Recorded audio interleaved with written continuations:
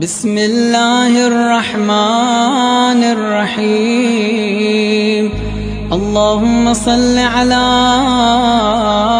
محمد وآل محمد.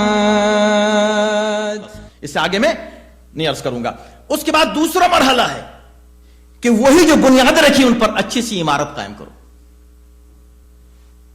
یہ اصول دین ہے نا. اصول دین، اگر اصول دین میں کہیں شکوک و شبہات ہیں تو آپ فروع دین پر کیسے زور دے سکتے ہیں؟ آپ سوچیں، فروع دین پر آپ زور دے کر کیا کریں گے؟ اس شخص کی طرح کہ جس نے دیکھا کہ یہ درخت سوکھ رہا ہے تو کسی نے کہا کہ یہ سوکھ اس لیے رہا کہ اس کو پانی نہیں ملا بہت دن سے. کہا اچھا میں ابھی دیتا ہوں پانی. اس نے اٹھایا پائپ اور پتوں کو پانی دینے لگا.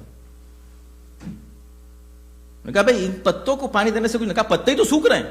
کہا پتے اس لیے سوکھ رہے ہیں کہ پانی جڑوں کو نہیں ملا. اگر کسی کے عمل میں کسی طرح کی کمی نظر آتی ہے تو عمل کو ٹھیک کرنے سے بات نہیں بننے والی ہے جب تک جڑوں کو پانی نہ دیا جائے.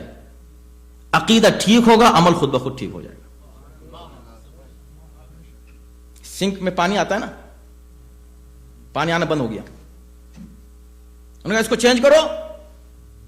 گئے جا کر دوسرا پورا سیٹ لے کر آ گئے، چینج کر دیا. پورا فوسٹ چینج کر دیا، پورا سسٹم چینج کر دیا. پھر پانی کھولا، پانی نہیں آ رہا. کہا یہ بھی خراب آ گیا. دوسرا لے کر آؤ، تیسرا لے کر، چوتھا لے کر آؤ. ارے بھائی یہاں مت دیکھو، سورس سے پانی بند ہو گیا ہے، اسے ٹھیک کرو. تو ایسا نہ ہو کہ ہم اخلاقیات کے اوپر اتنا بات کرنا شروع کر دیں کہ اوریجنل جو اصل بات ہے، اصل سورس ہے، وہاں سے سپلائی بند ہو گئی ہے. ہم یہاں پر اوپر سے ٹھیک کیے چلے جا رہے ہیں مسائل کو اور نہیں ہو رہے ہیں ٹھیک. دیکھیں اس وقت جو معاشرے کی حالت ہے ہماری پوری دنیا میں، اس کا ریزن ہی یہ ہے کہ اصل مسئلہ جو ہے عقیدہ. عقیدہ کا مطلب کیا ہے؟ معرفت، عرفان امام. تو امام سجاد نے ان حالات میں، جبکہ میں نے آپ کی خدمت میں عرض کیا گزشتہ 4 مجالس میں، وہ ماحول بن چکا تھا قتل حسین کے بعد. آپ سوچیں کربلا کیسا ظالم تھا وہ معاشرہ جس نے اپنے ہاتھوں سے اپنے نبی کے فرزند کا خون کیا، اور اس فرزند کا کہ جس کے لیے نبی کہہ چکے تھے کہ اس کا خون میرا خون ہے. تو اس نے فرزند رسول کو نہیں، اس نے رسول کو ذبح کیا وہاں. اس نے اسلام کو ذبح کیا وہاں.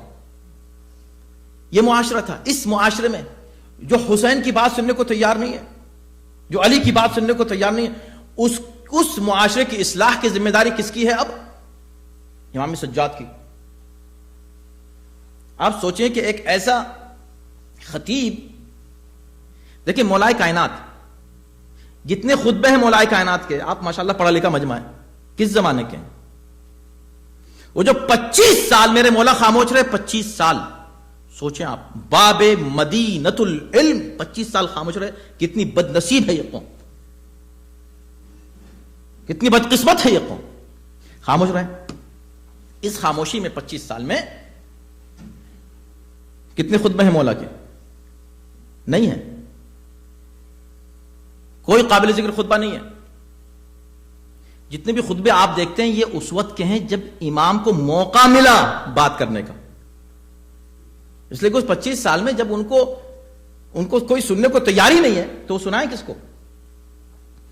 اب جب موقع ملا 4 سال میں، 4.5 سال میں، تو مولا نے خطبے دینا شروع کیے. یہ خطبے ہیں مولا کے، اس زمانے کے خطبے 4.5 سال کے. اب سوچیں کہ خطبے مولا دے رہے ہیں اور ایسے حالات میں دے رہے ہیں جبکہ لوگ سننے کو تیار ہیں.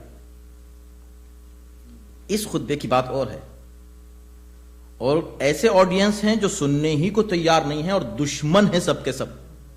اس میں کوئی کھڑے ہو اور خطبہ دے، اسے سید سجاد کہتے ہیں. اسے سید سجاد. پھر ایسے معاشرے کو جس نے اس بنیادی کو ختم کر دیا جس پر اصل میں اخلاقیات کی بنیاد رکھی جاتی ہے، جس پر اخلاقیات کی عمارت قائم ہوتی ہے، اور اخلاقیات ہیومن ہسٹری میں، آپ یقین جانیں ہیومن ہسٹری میں ایسی کوئی کتاب سامنے نہیں آئی دعاؤں کی اور اخلاقیات کی جیسے امام سجاد نے پیش کی ہے، انسانیت کو دی ہے صحیفہ سجادیہ کے نام سے. اور وہ بات جو میں نے تیسری یا شاید دوسری مجلس میں کہی تو میں دہرا دوں، وہ یہ تھی کہ اب میں نے اتنی بڑی بات کہی اس لیے میں دہرا رہا ہوں بطور دلیل. پورے عالم بشریت میں کسی لائبریری میں چلے جائیے، آپ کو ایسی کتاب نہیں ملے گی جیسے صحیفہ کاملہ ہے. اس لیے نہیں کہ ہم دعویٰ کر رہے ہیں، نہیں، میں ابھی آپ کو بتاؤں گا کیوں. نہیں آپ کو کوئی ایسی کتاب ملے گی جس کو آپ کمپیئر کر سکیں نہج البلاغہ سے، نہ آپ کو ایسی کوئی کتاب ملے گی جسے آپ کمپیئر کر سکیں قرآن سے. یہ تین کتابیں آپ کو مل نہیں سکی. You cannot compare them with any other book. No comparison. کیوں؟ اس کا ریزن میں نے بتایا تھا تھوڑی تفصیل سے، میں اختصار سے عرض کر رہا ہوں. اس لیے کہ خالق و مخلوق کا جو رشتہ ہے، اس رشتے میں یہ تین ہی پاسبلٹیز ہیں کمیونیکیشن کی. خالق مخلوق سے بات کرے، مخلوق سے بات کرے، مخلوق خالق سے بات کرے. پوری دنیا کی لائبریریز چھان ماریے، کوئی کتاب ایسی لائیے کہ جس میں خالق نے مخلوق سے بات کی ہو اور کوئی کتاب سامنے آئی ہو جو قرآن سے بہتر ہو. تو جب خالق مخلوق سے بات کرتا ہے تو قرآن بنتا ہے، مخلوق سے بات کرتا ہے تو نہج البلاغہ سامنے آتی ہے، مخلوق خالق سے گفتگو کرتا ہے تو صحیفہ سجادیہ بنتی ہے. اب ان تینوں کیٹیگریز میں آپ کوئی بک لے آئیے اس کیلیبر کی، نہیں ملے گی. نہیں اس لیے کہ ہم شیعہ ہیں اس لیے کہہ رہے ہیں، نہیں ملے گی. نہیں لے آئیے، آپ جائیے. جسے قرآن نے بار بار چیلنج کیا، نہیں آ سکتا. اسی طرح یہ ہے صحیفہ کاملہ، صحیفہ سجادیہ. اور میں نے حوالہ دیا تھا کل پوری مجلس ہماری رسالۃ الحقوق پر تھی، مت بھولیے، ضرور پڑھیے گا.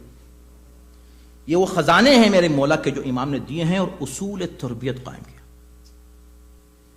اور میں نے پورا بیک گراؤنڈ دیا تھا کہ کربلا کے کیا حالات تھے، کن حالات میں امام سجاد نے تربیت کی ذمہ داری سنبھالی. اور اب یہ امت کی تربیت کرنا چاہتے ہیں جو امامت کو نہیں پہچانتے، جنہوں نے قتل کر دیا امام کو کیا پہچانیں گے وہ لوگ. ان کو سنانا ہے، ان کو سنانا ہے.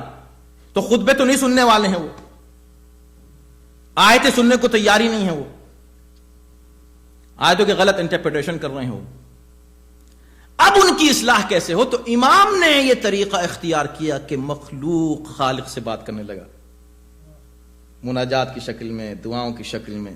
بات خدا سے ہو رہی ہے، پیغام قوم کو دیا جا رہا ہے. اس لیے ہمارے یہاں دعائیں صرف مانگنے کا نام نہیں، یہ مل جائے، یہ مل جائے، مل جائے، اس کو دعا نہیں کہتے. ہر لفظ میں خزانہ ہے دعاؤں کا.